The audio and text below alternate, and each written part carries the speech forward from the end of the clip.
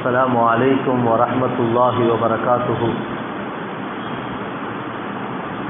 الحمد لله نحمده ونستعينه ونستغفره ونؤمن به ونتوكل عليه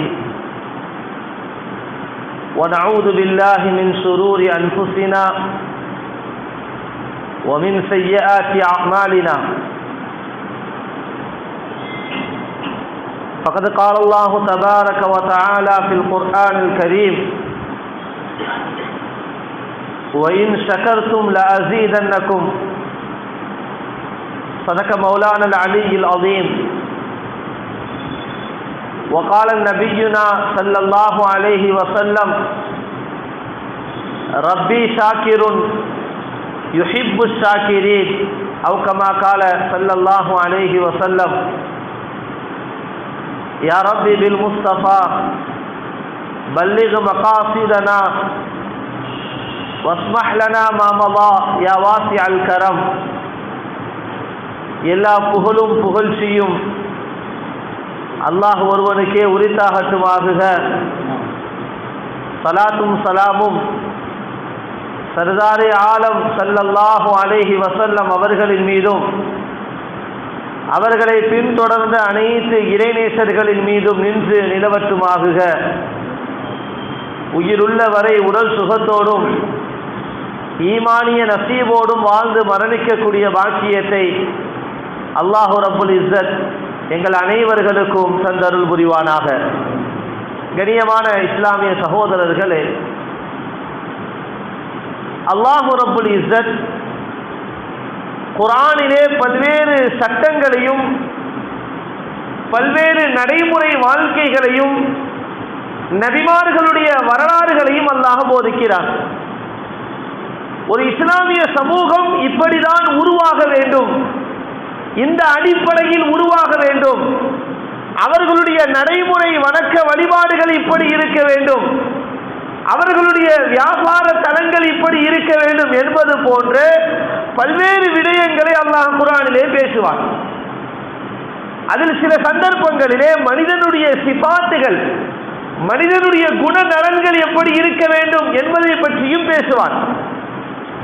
அல்லாஹ் குர்ஆனிலே ஒரு விஷயத்தை ஆழமாக பதிவு செய்யக்கூடிய ஒன்று, வயின் ஷக்கர்தும், மனிதர்களே நீங்கள் அல்லாஹ்விற்கு நன்றி செலுத்தினால், அல்லாஹ் கொடுத்ததற்கு நன்றி செலுத்தினால், லஅஸீதன்னக்கும், உங்களுக்கு நாங்கள் அதிகப்படுத்தி கொடுப்போம் என்பதாக அல்லாஹ் சொல்லுவான். பொதுவாக குர்ஆனிலேயும் நபியினுடைய வாழ்க்கை முழுக்க நாங்கள் பார்த்தால் ஒரு அமல் செய்தால் இந்த நன்மை கிடைக்கும் என்பதாக சொல்லுவார்கள். சுப்ஹானல்லாஹ் சொல்வதன் மூலமாக என்ன நன்மை கிடைக்கும்? 2 ரக்காத்து தொழுகுவதன் மூலமாக என்ன நன்மை கிடைக்கும்? ஜுமாவுடைய தினத்திலே பல்வேறு சுன்னத்தான காரியங்கள் செய்வதன் மூலமாக என்ன நன்மை கிடைக்கும்? குறிப்பாக அஸருடைய தொழுகைக்கு பிறகு ஓதக்கூடிய அந்த ஸலவாத்தின் மூலமாக கிடைக்கக்கூடிய நன்மைகள். ஆனா இது செஞ்சா இந்த நன்மை கிடைக்கும்னு நபி சொல்லி இருக்கிறாங்க. ஆனா குர்ஆனில் ஒரு வித்தியாசமான ஒரு அமல், நீங்கள் இதை செய்தால் நாங்கள் அதிகமாக கொடுப்போம், அல்ல வேற எதுக்குமே சொல்லல.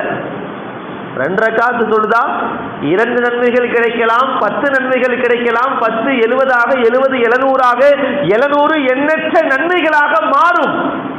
ஆனால் அல்லாஹ்வே சொல்லக்கூடிய ஒரு வாக்குறுதி என்ன? நீங்கள் நன்றி செலுத்தினால் நாங்கள் அதிகப்படுத்தி கொடுப்போம்.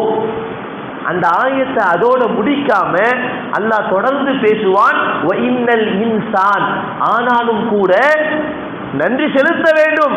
ஆனாலும் கூட மனிதனுடைய சுபாவம் எப்படி தெரியுமா? லவலூமுன் கஃபார், அநியாயம் செய்யக்கூடியவனாக, அல்லாஹ்வை மறுக்கக்கூடியவனாக இருக்கிறான்.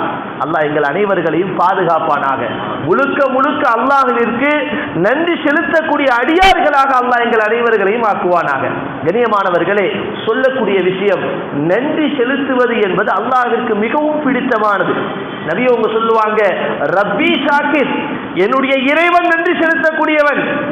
யுஹிப்பு ஷாக்கிரீன், நன்றி செலுத்தக்கூடியவர்களை அல்லாஹ் பிரியப்படுகிறார். குர்ஆன்ல சில விஷயங்களை அல்லாஹ் பிரியப்படக்கூடிய நபர்கள் அல்லாஹ் பேசுவான். யுஹிப்புத் தவ்வாபீன் வ யுஹிப்புல் முத்ததஹிரீன் வ யுஹிப்புல் காஃபிரீன். அல்லாஹ் தௌபா செய்யக்கூடியவர்களை பிரியப்படுகிறான், அல்லாஹ் சுத்தமாக இருப்பவர்களை பிரியப்படுகிறான். அந்த வரிசையில நபி சொன்னாங்க, நன்றி செலுத்துபவர்களை அல்லாஹ் பிரியப்படுகிறான். அல்லாஹ் அந்த பிரியத்திற்கு எங்கள் அனைவர்களையும் காரணமாக ஆக்குவானாக. கண்ணியமானவர்களை, ஒவ்வொரு மனிதர்களும் 2 விஷயங்களுக்கு நன்றி செலுத்த வேண்டும். முதலாவதாக அல்லாஹ் எங்களுக்கு கொடுத்த அனைத்திற்கும் நன்றி செலுத்த வேண்டும். நல்ல வியாபாரமா, நல்ல குடும்பமா, நல்ல பாரம்பரியமா, நல்ல தொழிலா, ஹலாலான தொழில் இருக்கிறதா, எங்களுடைய மனைவி சரியான முறையில் நம்மோடு நடந்து கொள்கிறார்களா, எங்களுடைய பிள்ளைகள் சாலிகாக இருக்கிறார்களா, இதற்கு நன்றி செலுத்துறது. அல்லாஹ் கொடுத்ததற்கு நன்றி செலுத்தது முதலாவது. இரண்டாவது, இதெல்லாம் அல்லாஹ் எனக்கு கொடுக்கலையே, அதற்காகவும் நன்றி செலுத்தணும். வியாதி வரலையே, மருத்துவமனைக்கு போகலையே, கஷ்டம் வரவில்லையே, கடன் தொல்லை இல்லையே, குடும்பத்திலே பிரச்சனைகள் இல்லையே, பிள்ளைகள் எங்களோடு முரண்பாடாக இல்லையே, இதற்காகவும் நம்ம என்ன செய்யணும்? அல்லாஹ்வுக்கு நன்றி செலுத்தணும். ரெண்டுக்கும் நன்றி செலுத்தணும். கொடுத்ததற்கும் நன்றி செலுத்த வேண்டும். சில காரியங்கள் அல்லாஹ் கொடுக்காமல் சமூகத்திலே நாங்கள் பார்க்கிறோம். சமூகத்திலே நாங்கள் எத்தனை நபர்களை பார்க்கிறோம். அவர்களுடைய நிலைமைகளை பார்த்து நாங்கள் அல்லாஹ்விற்கு நன்றி செலுத்த வேண்டும். அல்லாஹ் என்னை இந்த நிலைமையில் வைக்கவில்லையே. பல பிள்ளைகளுடைய செயல்பாடுகள் பெற்றோர்களை சார்ந்தது. அல்லாஹ் எங்களுடைய பெற்றோர்களை சரியாக ஆக்குறதுனால ஜும்மாவுக்கு முதல் சப்புக்கு வந்திருக்கிறோமே, இதற்கும் நாங்கள் நன்றி செலுத்த வேண்டும். பெற்றோர்கள் சரியில்லை, அல்லாஹ் எங்களை விட்டு சென்று விட்ட எங்களுடைய பெற்றோர்களை பொருந்திக் கொள்வானாக, அவர்களுடைய கபர்களை விசாலமாக ஆக்குவானாக, அவர்களுக்கும் நன்றி செலுத்த வேண்டும். கண்ணியமான சகோதரர்களே, நன்றி செலுத்தக்கூடிய அந்த விஷயத்தில் நாங்கள் சரியாக இருந்தால் எங்களுடைய வாழ்க்கை முழுக்க இன்பமாக, சந்தோஷமாக, மகிழ்ச்சியாக, நிம்மதியாக ஆகும் என்பதில் சந்தேகம் இல்லை. நபி ஸல்லல்லாஹு அலைஹி வஸல்லம் அவர்கள் கற்றுக் கொடுக்கிறார்கள் சமூகத்திற்கு, உம்மத்திற்கு சொல்லிக் கொடுக்கிறாங்க. எதற்காக நன்றி செலுத்த வேண்டும், எந்த விஷயங்களுக்கெல்லாம் நன்றி செலுத்த வேண்டும். ஒரு சந்தர்ப்பத்தில் அப்துர் ரஹ்மான் இப்னு அவுஃப் ரலியல்லாஹு அன்ஹு அவங்க அறிவிக்கிறாங்க, ஒரு நாள் நபி அவங்க வீட்டில் இருந்து வெளியே வராங்க. மெஹராபோடு சேர்ந்ததாக நபியினுடைய வீடு இருக்கும். அந்த வீட்டில் இருந்து வெளியே வராங்க. வெளியே வந்த உடனே நேரா கிபிலாவை முன்னோக்குறாங்க. கிபிலாவை முன்னோக்கி நபி அவர்கள் நேராக சஜிதா செய்யறாங்க. ஹர்ர சாஜிதா, சஜிதா செய்யறாங்க. மிக நீண்ட நேரம், தூலு சத் அப்படிங்கிற ஒரு வார்த்தையை பதிவு செய்யறாங்க. மிக நீண்ட நேரம். அப்துர் ரஹ்மான் இப்னு அவுஃப் மனசுல நினைச்சாங்களா, ஒருவேளை நபி அவர்களுடைய ரூஹை அல்லாஹ் கைப்பற்றி விட்டான் அப்படின்னு நினைக்கிற அளவுக்கு சஜிதா இருக்குது. மிக நீண்ட நேரம் நபி அவங்க சஜிதா முடிச்சுட்டு வந்த உடனே நபி ஸல்லல்லாஹு அலைஹி வஸல்லம் அப்துர் ரஹ்மான் இப்னு அவுஃப் கேட்கிறாங்க, மன் அன்ஸ, நீங்க யாரு, யாரு நிக்கிறீங்க? சஜிதால இருந்து எந்திரிச்ச உடனே ஹஜ்ரத் அப்துர் ரஹ்மான் இப்னு அவுஃப் தன்னுடைய பெயரை சொன்ன உடனே நபி அவங்க சொன்னாங்க, மா ஷானுக், என்ன ஆச்சரியமா பாக்குறீங்க, என்ன காரணம், எதனால இவ்வளவு ஆச்சரியமா பாக்குறீங்க? அப்துர் ரஹ்மான் இப்னு அவுஃப் தான் மனசுல நினைச்சத அப்படியே சொல்றாங்க, யா ரசூலல்லாஹ், அல்லாஹ் உங்களுடைய ரூஹை கைப்பற்றி விட்டானோ என்று நான் நினைத்தேன்.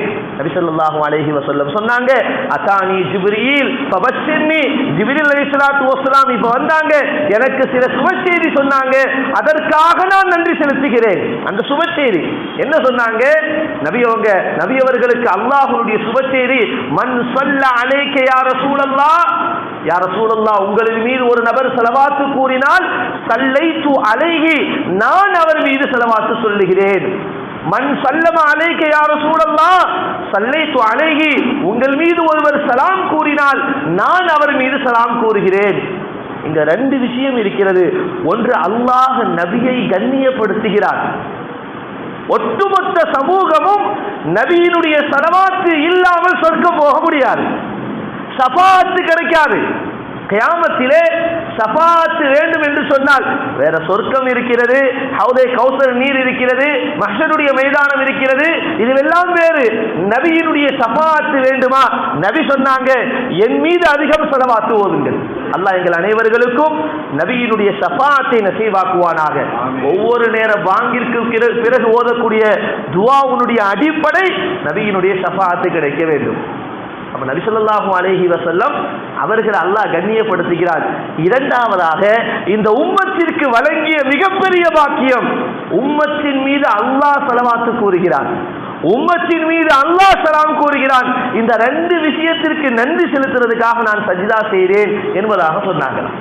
இன்னொரு சந்தர்ப்பத்தில் ஹஜ்ரத் ஆயிஷா ரலியல்லாஹு அன்ஹா அவர்கள் போன்ற சில பெண்மணிகள் அறிவிக்கிறாங்க, நபி அவர்கள் சஜ்தா செய்தாங்க, மிக நீண்ட நேரம் சஜ்தா செய்தாங்க. காரணம் கேட்கப்பட்டுச்சு, யா ரசூலுல்லாஹ் என்ன காரணம்?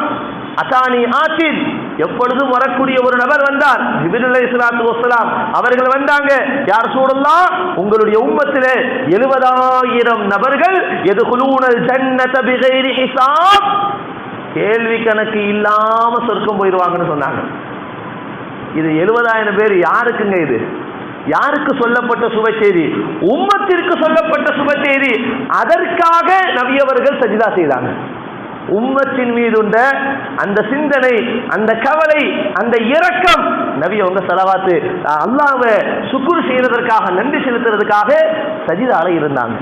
கண்ணியமானவர்களை, ஒவ்வொரு சந்தர்ப்பத்திலையும் சஹாபாக்களுக்கு கற்றுக் கொடுத்தாங்க, இதற்கு சஜிதா செய்ய வேண்டும், அல்லாஹ்விற்கு நன்றி செலுத்த வேண்டும், அல்லாஹ்வை புகழ வேண்டும்.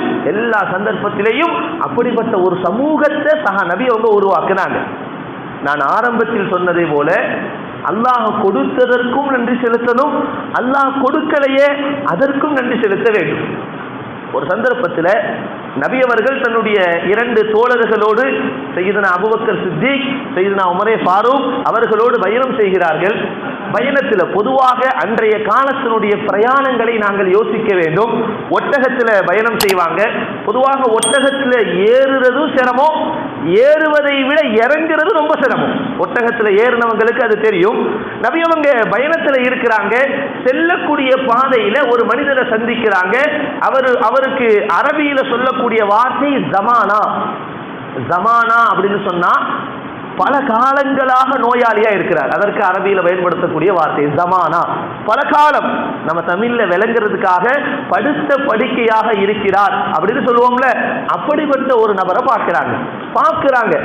அவர் யாருன்னு தெரியாது, அவர் முஸ்லிமானு தெரியாது, அல்லது அவர் அல்லாஹ்வை ஏற்று எதுவும் தெரியாது. ஆனால் ஒரு வியாதி உள்ள நபரை பார்க்கிறார். நபி ஸல்லல்லாஹு அலைஹி வஸல்லம் உடனடியாக ஒட்டகத்தில் இருந்து கீழே இறங்குறாங்க, கிப்லாவை முன்னோக்கி சஜ்தா செய்றாங்க. நபி அவர்களை பார்த்து அபூபக்கர் சித்திகை பார்த்து உமரே ஃபாரூக்கும் சஜ்தாவிலே இருக்கிறார்கள். அல்லாஹ்விற்கு நன்றி செலுத்துறாங்க. அல்லாஹ் எங்களுக்கு இதை கொடுக்கவில்லையே, அல்லாஹ் இப்படிப்பட்ட வியாதிகளை எங்களுக்கு கொடுக்கவில்லையே என்பதற்காக நன்றி செலுத்துறாங்க. கண்ணியமானவர்களே, இன்றைக்கு நாங்கள் மிகப்பெரிய ஒரு ஆச்சரியமான ஒரு விஷயம் நடந்தால் அல்லாஹ்வுக்கு நன்றி செலுத்துறோம். ரொம்ப நாளைக்கு பிறகு ஒரு காரியம் நடக்கிறது, அல்லாஹ்வுக்கு நன்றி செலுத்துறோம். ஆனால் சஹாபாக்கள் எதற்கெல்லாம் அல்லாஹ்வுக்கு நன்றி செலுத்துறாங்க? சின்ன சின்ன விஷயங்கள். எங்க தும்முறதற்கும் அல்லாஹ்வுக்கு நன்றி செலுத்தணும்.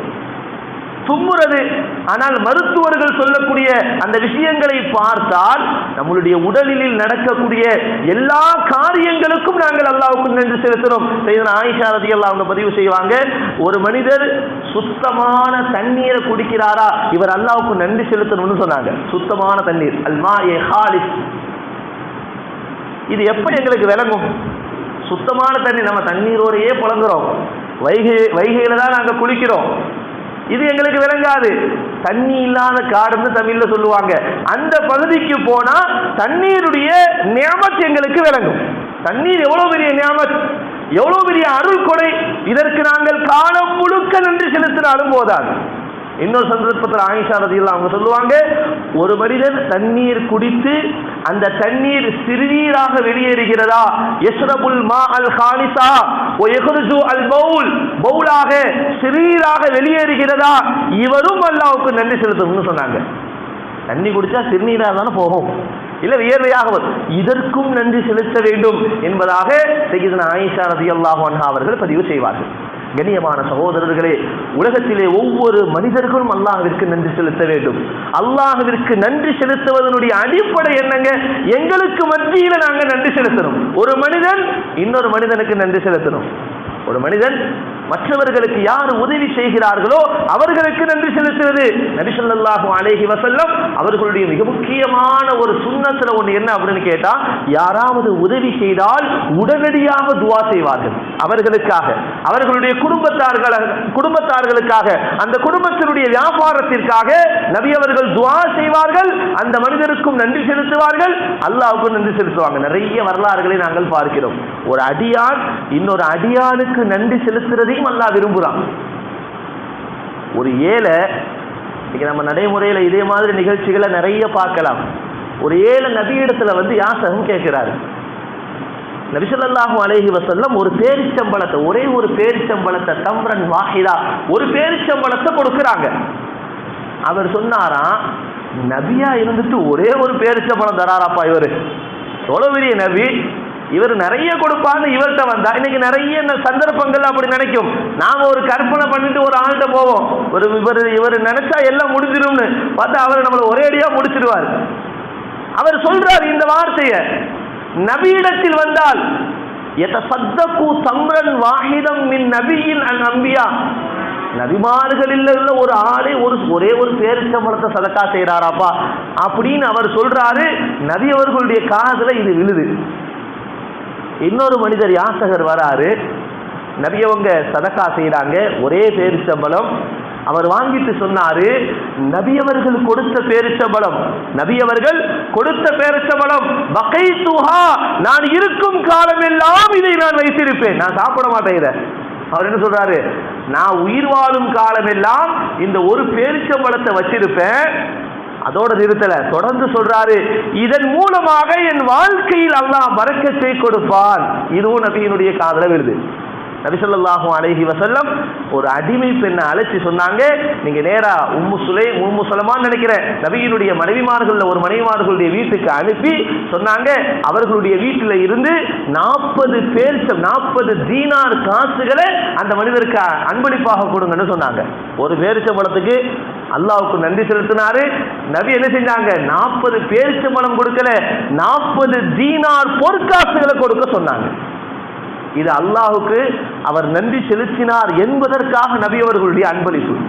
ஒரு மனிதன் இன்னொரு மனிதனுக்கு நன்றி செலுத்த வேண்டும். சக மனிதனுக்கு நன்றி செலுத்தவில்லை என்று சொன்னால், ஒரு பிள்ளை தன்னுடைய பெற்றோருக்கு நன்றி செலுத்தல, என்ன நன்றிங்க, எங்கள் ஒரு சிறந்த பிள்ளை யார் நபி சொன்னாங்க, அல் வலதுன் சாலிஹுன் யதுஉ லஹு, பெற்றோருக்காக துஆ செய்கிறார். இதுதாங்க நாங்க பெற்றோருக்கு செய்யக்கூடிய ஆக கடைசி தரமான நன்றி. பெற்றோர்கள் செஞ்சதற்கு நாங்கள் எதுவுமே செய்ய முடியாது. பெற்றோர்கள் செஞ்சதற்கு நாங்கள் எதுவுமே செய்ய முடியாது. நாங்கள் செய்கிறோம் கடைசி தரம் துஆன்னு சொன்னாங்க நபி அவங்க. துஆ செய்யக்கூடிய ஒரு சமூகத்தை உருவாக்க வேண்டும், துஆ செய்யக்கூடிய பிள்ளைகளை உருவாக்க வேண்டும்.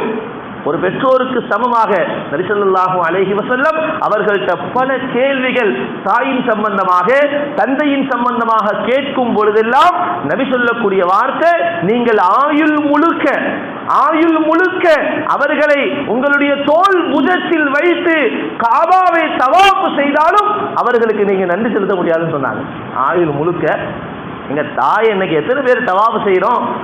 தாயோட தவாப் செய்யறதே பெரிய விஷயம். இன்னைக்கு நம்ம என்ன நிலைமைக்கு வந்துட்டோம்னா, அவங்கள கூட்டு போனா அவங்க வேலையை நாங்க பார்க்கணுங்கிறதுக்காக அதையே அவாய்ட் பண்ணிட்டோம். நபி சொன்னாங்க, தாயை உன் தோல் புஜத்தில் வைத்து ஆயுள் முழுக்க தவாப் செய்தாலும் தாய்க்கு நீங்க முழுமையாக நன்றி செலுத்த முடியாதுன்னு சொன்னாங்க. கண்ணியமானவர்களே, ஆக சக மனிதர்களுக்கு நன்றி செலுத்தக்கூடிய ஒரு தன்மைகளை நாங்கள் உருவாக்க வேண்டும். ஒரு நல்ல காரியம் ஒரு மனிதரின் மூலமாக நடக்கிறதா, ஜஸாக்கல்லாஹு கைரா, நபி அவர்கள் சொல்லிக் கொடுத்த வார்த்தை. இன்னைக்கு தேங்க்ஸ்ங்கிறது இருக்கிறது, அதற்கு என்ன அர்த்தம்னு தெரியல. ஜஸாக்குமுல்லாஹு கைரா, அல்லாஹ் உங்களுக்கு சிறந்த கூலியை கொடுப்பானாக. இதை விட வேற என்ன அர்த்தம் வேணும்? ஆனால் இந்த பழக்கத்தை கொண்டு வர வேண்டும். நன்றி செலுத்தக்கூடிய பழக்கம், நன்றி செலுத்தக்கூடிய ஒரு சிந்தனை. ஒருத்தர் ரொம்ப பெரிய கஷ்டத்தில் இருக்கிறாரு, அவரும் விளங்கணும், அல்லாஹ் எனக்கு ஏதோ ஒரு வகையில அல்லாஹ்வுடைய நியாமத்தை நான் அனுபவிக்கிறேன்னு விளங்கணும். ஹஜ்ரத் உமர் ரலியல்லாஹு அன்ஹுடைய காலத்துல அமீருல் முஃமினீனாக இருக்கிறாங்க. பொதுவாக உமர் இப்னு கத்தாபுடைய பழக்கம், ரோந்து செல்லுவார்கள். இன்றைக்கு ரோந்து காவலர்கள் ஒரு பணி இருக்கிறது, இதை உருவாக்கியவர்கள் உமரே ஃபாரூக். போலீஸ் காவலர்கள் இருக்கிறாங்களே, இந்த ஒரு கட்டுமுறைகளை கொண்டு வருவது முஆவியா. சஹாபாக்களுடைய வரலாறுகளை நாங்கள் தேடி பார்த்தோம் என்று சொன்னால் இன்றைய அரசியல் அமைப்புகள் எல்லாம் அவர்களை சார்ந்ததாக இருக்கும். அவங்க ரோந்து போறாங்க, போகக்கூடிய பாதையில ஒரு மனிதரை சந்திக்கிறாங்க. அவருக்கு என்னென்ன நோயெல்லாம் இருக்குது அப்படின்னு கேட்டா, ஹதீஸ்ல அந்த ரிவாயத்துல 4 வார்த்தை வருது. ஒன்னு ஆமா, அவருக்கு கண்ணு தெரியாது. 2வது காது கேட்காது. 3வது வாய் பேச முடியாது. 4வது அஜிதம், உடல் முழுக்க சூம்பி இருக்குது. அப்ப பார்க்கறதுக்கு எப்படி இருப்பார்? உடல் முழுக்க இங்க கை சூம்பி போனா எப்படி இருக்கும்? இந்த வரைக்கும் நல்லா இருக்கும், இந்த கை ஒரு மோசமா இருக்கு. இவரை பார்க்கறதுக்கு எப்படி இருக்கும்? இவருக்கு உடல் முழுக்க அப்படிதான் இருக்குது. உமர் ரலியல்லாஹு அவங்க பக்கத்துல இருந்தவங்கள்ட்ட கேட்டாங்களா, யாராவது இவருக்கு அல்லாஹ் நியாமத்து வழங்கி இருக்கிறான்னு சொல்றீங்களா? இவருக்கு ஏதாவது அல்லாஹ் நியாமத்தை கொடுத்திருக்கிறானா? கூட இருந்து எல்லாரும் சொன்னாங்களா, அமீருல் முஃமினீன் லா, நிச்சயமா இவர் ஒரு நியாமத்துமே இல்லையே. காதும் கேட்கல, வாயும் பேசல, கண்ணும் தெரியல, உடல் முழுக்க அசிங்கமாக பார்ப்பதற்கு விகாரமாக இருக்குது. இவருக்கு எப்படி நியாமத்து இருக்கும்னு கேட்டாங்களாம். அதில் உமர் ரலியல்லாஹு அவங்க மறுபடியும் திருப்பி அந்த நபர்கிட்ட கேட்டாங்களா, சகோதரரே உங்களுக்கு சிறுநீர் கஷ்டம் இல்லாமல் போகுதான்னு கேட்டாங்களா. அவர் சொன்னார், ஆமா, அதுக்கு நான் எந்த சிரமமும் படல, ரொம்ப லேசா சிறுநீர் போகுது. அதில் உமர் சொன்னாங்களா, ஹாதிஹி நியாமத்துன் மினல்லாஹ், இது அல்லாஹ்வுடைய நியாமத், இதற்கு நன்றி செலுத்தணும்னு சொன்னாங்களா. சிறுநீர் கழிக்கிறதும் ஒரு மனிதருக்கு வியர்வை வருகிறதா, அதுவும் நியாமத். கடந்த காலங்களில் எங்களுடைய ஆசிரியர்கள் அடிக்கடி சொல்லுவாங்க, சிலோன்ல ஒரு மனிதருக்கு விக்கல் வரலன்னு டாக்டர்கிட்ட போனாரா 80,000 ரூபாய் செலவாயிடுச்சான். அப்ப விக்கலும் என்னதான்? அல்லாஹ்வுடைய நியாமத். ஒரு மனிதன் அனுபவிக்கக்கூடிய அனைத்தும், சுத்தமான காற்றை நாங்கள் சுவாசிக்கிறோம், அல்லாஹ்வுடைய நியாமத். மழை தண்ணீரை பருகுகிறோம், அல்லாஹ்வுடைய நியாமத். முழு உலகம் சேர்ந்தாலும் ஒரு துளி மழை நீரை கொடுக்க முடியுமா? ஒரு துளி மழை நீரை கொடுக்க முடியாது. இது அல்லாஹ்வுடைய நியாமத். கண்ணியமான சகோதரர்களே, இந்த நியாமத்திற்கு நாங்கள் நன்றி செலுத்தினோம் என்று சொன்னால் தொடர்ச்சியாக அல்லாஹ்விற்கு நன்றி செலுத்தக்கூடிய நபர்களை அல்லாஹ் பிரியப்படுகிறான். அல்லாஹ் அவர்களுக்கு அதிகமாக கொடுக்கிறான். நிறைவாக சுஃபியானே சௌரி ரஹ்மத்துல்லாஹி அலைஹி அவர்கள் செய்யக்கூடிய உபதேசத்திலே சொல்லுவார்கள், 3 விஷயங்கள். இந்த 3 விஷயங்கள் எங்களுடைய வாழ்க்கையில கொண்டு வந்து விட்டோம் என்று சொன்னால், எங்களுடைய வாழ்க்கை இந்த அடிப்படையில் இருந்தால் அல்லாஹ் வரக்கூடிய காலங்களில் மிக மகிழ்ச்சியான வாழ்க்கையை நசீவாக்குவான். முதலாவதாக சொன்னாங்க, முதலாவதாக ஒரு மனிதனை பார்த்து சொல்றாங்க, உங்களுக்கு ஏதாவது கஷ்டம் வருகிறதா? மனிதர்களின் மூலமாக, வியாபாரத்தின் மூலமாக, கொடுக்கல் வாங்கல்ல உங்களுடைய ரிஸ்க் தாமதமாக இருக்கிறதா? இன்னைக்கு நிறைய பேருடைய பிரச்சனை என்னங்க, வியாபாரம் ஆரம்பிச்சிட்டோம் ஆனா இன்னும் சரியா நடக்கல, முதலீடு பண்ணிட்டோம் இன்னும் எங்களுக்கு தேவையான வருமானங்கள் வரவில்லை, உங்களுடைய காரியங்கள் தாமதமாக ஆகிறதா? திருமணத்திற்கு எல்லாம் தயாருங்க, மாப்பிள்ளை மட்டும் இன்னும் கிடைக்கல, பொண்ணு எல்லாமே ஃபில்ஃபில் பண்ணியாச்சு, நகை உட்பட எல்லாமே ரெடி, ஆனா நல்ல பையன் கிடைக்கல, சாலிகான பையன் கிடைக்க மாட்டேங்கிறான், குடும்பத்திற்கு தோதுவான பையன் கிடைக்கல, இதுதான் பல நபர்களுடைய புலம்பலா இருக்குது. ஹஜ்ரத் சுஃபியானே சௌரி சொன்னாங்க, உங்களுடைய காரியங்கள் தாமதமாகிறதா? நீங்க என்ன செய்யுங்க, இஸ்திக்ஃபாரா, அதிகமாக இஸ்திக்ஃபார் செய்யுங்கன்னு சொன்னாங்க. உங்களுடைய காரியங்கள் தாமதமாகிறதா, பிரச்சனைகள் நீண்டு கொண்டே செல்கிறதா, வியாபாரங்கள்ல நெருக்கடிகள் வருகிறதா, நீங்க என்ன செய்யுங்க, இஸ்திக்ஃபார் செய்யுங்க. ரெண்டாவதாக சொன்னாங்க, இன்னைக்கு நிறைய நியாமத்துகளை நாங்க அனுபவிக்கிறோம்ல, அல்லாஹ் கொடுத்த ஆடைகள், அல்லாஹ் கொடுத்த உணவுகள், அல்லாஹ் கொடுத்த இருப்பிடங்கள், எங்களுடைய வியாபாரங்கள், நல்ல மனைவி. நபி அவங்க சொன்னாங்க, உலகத்தில் கொடுக்கக்கூடிய நியாமத்துகளிலேயே ஆக உயர்ந்த நியாமத் சாலிஹான மனைவின்னு சொன்னாங்க. அல்லாஹ் எங்களுக்கு அப்படிப்பட்ட மனைவிமார்களை வழங்கி இருக்கிறான் என்று சொன்னால் இதற்கும் நாங்கள் நன்றி செலுத்த வேண்டும். இது எப்பங்க விளங்கும்? இந்த ஞாபகத்துகள் எல்லாம் எப்ப விளங்கும் அப்படின்னு சொன்னா, எப்ப இதற்கு நேர் மாற்றமான நபர்களே, இமாம் ஷாஃபி ரஹ்மத்துல்லாஹி அலைஹி அவங்க சொல்லுவாங்க, நீ நல்லா இருக்கிறன்னு உனக்கு தெரியணுமா? நம்ம என்ன சொல்றேன், அல்லாஹ் எனக்கு என்னங்க ஆரோக்கியத்தை கொடுத்திருக்கிறான், ஒரே ஒரு நாள் ஹாஸ்பிட்டலுக்கு போங்க, அது விளங்கிடும். இமாம் ஷாஃபி ரஹ்மத்துல்லாஹி அலைஹி அவங்க சொல்லுவாங்க, நீ சுதந்திரமாக இருக்கிறாய் அல்லது அல்லாஹ் உன்னுடைய வாழ்க்கையில எந்த சோதனையும் கொடுக்கல அப்படின்னு நம்பணுமா, நீ ஒரே ஒரு நாள் நீதிமன்றத்துக்கு போங்கன்னு சொன்னாங்க. நீதிமன்றத்துக்கு போனா நாம எவ்வளவு ஃப்ரீயா இருக்கிறோங்கிறது தெரிஞ்சிடும். நாம எவ்வளவு ரிலாக்ஸா இருக்குங்கிறது தெரிஞ்சிடும். இன்னைக்கு உம்மத்திலே பாதி நபர்களுடைய பணங்கள், பொருளாதாரங்கள் செலவு செய்யக்கூடிய இடங்கள் மருத்துவமனையாக, நீதிமன்றமாக இருக்கிறது. அல்லாஹ் எங்கள் அனைவர்களையும் பாதுகாப்பானாக. கண்ணியமானவர்களை, இரண்டாவதாக சொன்னாங்க, நீங்கள் அனுபவிக்கக்கூடிய இந்த நியமத் உங்களுடைய வாழ்க்கை முழுக்க வர வேண்டுமா? எல்லாரும் அப்படித்தானே ஆசைப்படுறோம். நாங்க இருக்கிற வீடு இதை விட இன்னொரு வீடு கட்டணும் தான் நினைப்போம். யாராவது வீட்டுல இருந்துட்டு இன்னும் கொஞ்ச நாள்ல வெளியே வந்தோம் அப்படின்னு நினைப்பாங்களா? ரோட்டுக்கு வந்தோம்னு நினைப்பாங்களா? உங்களுடைய நியமத்துகள் நிரந்தரமாக வேண்டுமா? உங்களுக்கு அல்லாஹ் கொடுத்த நியமத்துகள் நிரந்தரமாக வேண்டுமா? நான் ஹஜ்ரத் சுஃபியானே சௌரி சொன்னாங்க, அல்லாஹ்வை அதிகமாக புகழுங்கன்னு சொன்னாங்க.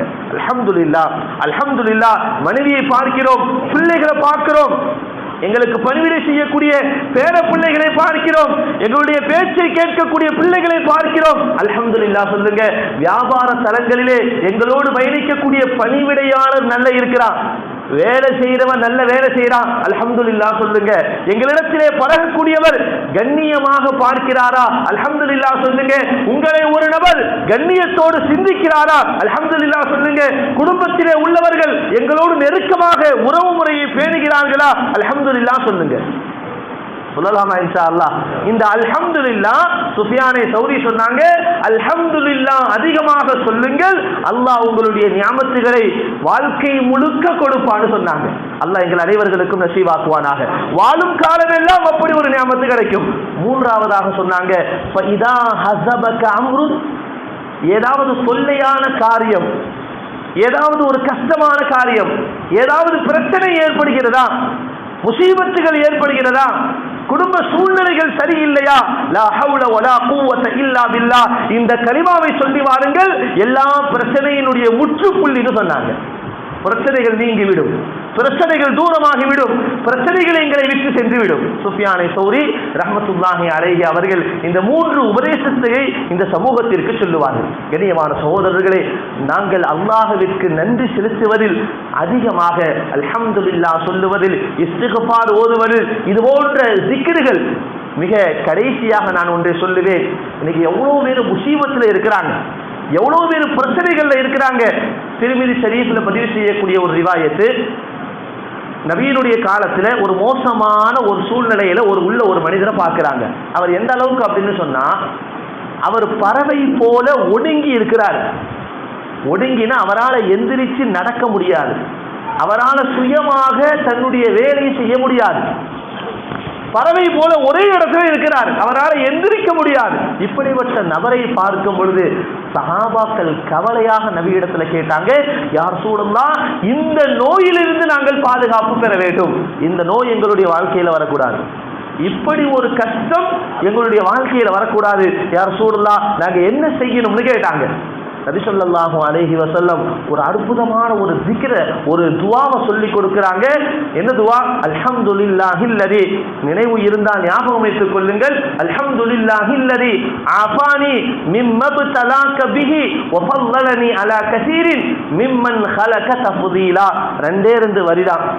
இதை சொல்லிட்டு நாயகம் ஸல்லல்லாஹு அலைஹி வஸல்லம் அவர்கள் சொல்லுவார்கள், கஷ்டத்தில் உள்ள நபர்களை பார்த்து, சிரமத்தில் உள்ள நபர்களை பார்த்து, வியாதியஸ்தர்களை பார்த்து ஒரு மனிதர் இந்த zikரை, இந்த துஆவை ஓதுகிறார் என்று சொன்னால், பொதுவாக இன்னைக்கு ஆம்புலன்ஸ் போகுதுல, ஆம்புலன்ஸ் போகும் பொழுது ஒவ்வொரு பிற மதத்தை சார்ந்தவர்கள் ஒவ்வொன்று செய்வாங்க. கிறிஸ்தவர்கள் ஒன்று செய்வாங்க, இந்துக்கள் ஒன்று செய்வாங்க, முஸ்லீம் என்ன செய்வோம் அதை பார்த்துக்கிட்டே இருப்போம். முஸ்லீம் என்ன செய்வோம், என்ன ஓத நம்ம ஒன்று செஞ்சா அல்லாஹ் அவருக்கு நல்ல வாழ்க்கையை கொடுக்கணும் அப்படின்னு சொல்லுவோம், இல்லைன்னா அல்லாஹ் எங்களை பாதுகாக்கணுமா அப்படின்னு சொல்லுவோம். ஆனால் இந்த zikr இருக்கிறதே, நபி சொன்னாங்க, ஒரு நோயாளிகளை பார்த்து யார் இதை ஓதுவாரோ இவர் வாழும் காலமெல்லாம் அந்த நோய் அவருக்கு வராதுன்னு சொன்னாங்க. உலகத்தில் இருக்கும் காலமெல்லாம் ஆம்புலன்ஸை பார்த்து ஒருத்தவர் ஓதுகிறார் என்று சொன்னால், எங்களுடைய மரியாதைக்குரிய ஹஜ்ரத் அவங்க சொல்லுவாங்க, அவர் வாழும் காலமெல்லாம் அதில் அவர் போக மாட்டார்னு சொன்னாங்க. அல்லாஹ் அப்படிப்பட்ட பாக்கியத்தை நசீவாக்குவானாக. இது போன்ற கலிமாக்கள் தான், இது போன்ற ஜிக்ருகள் தான் எங்களுடைய வாழ்க்கையை தூய்மைப்படுத்தக்கூடியதாக, எங்களுடைய வாழ்க்கைகளை உயர்த்தக்கூடியதாக, எங்களுடைய வாழ்க்கையை மகிழ்ச்சியான ஒரு வாழ்க்கையாக, சந்தோஷமான வாழ்க்கையாக ஆக்கும். வாழக்கூடிய காலங்களில் குறுகிய காலம் அல்லாஹ்விற்கும் நன்றி செலுத்த வேண்டும், சக மனிதர்களுக்கும் மனைவிமார்களுக்கும் நன்றி செலுத்த வேண்டும். நல்ல கணவன் யாருங்க? மனைவியை பார்த்து புன்முகத்தோடு சிரிப்பான். மனைவி செய்யக்கூடிய வேலைகள்ல, பரிமாறக்கூடிய அந்த முறைகள்ல ஹிதமத்து செய்கிறார் என்று சொன்னால் அதுக்கு நாங்க நன்றி செலுத்த வேண்டும். ஒரு ஹோட்டலுக்கு போறோம், சொந்த காசுல சாப்பிடுறோம், சொந்த காசு தான், சொந்த காசில் சாப்பிடும் பொழுது நமக்கு பணி செய்யக்கூடிய ஒரு நபர் தவறுதலாக ஏதாவது செஞ்சிட்டாரு, சாம்பாரை நம்ம மேல ஊத்திட்டாரு, நம்ம அடிச்சிருவோமா? இல்ல அந்த பிளேட்டை தூக்கி போட்டுருவோமா? அவர் உடனே சாரின்னு சொல்லுவாரு, இட்ஸ் ஓகே பரவாயில்ல அப்படின்னு சொல்லிட்டு நம்ம எந்திச்சு போயிடுவோம். சொந்த காசுல நாங்க சாப்பிடுறோம்.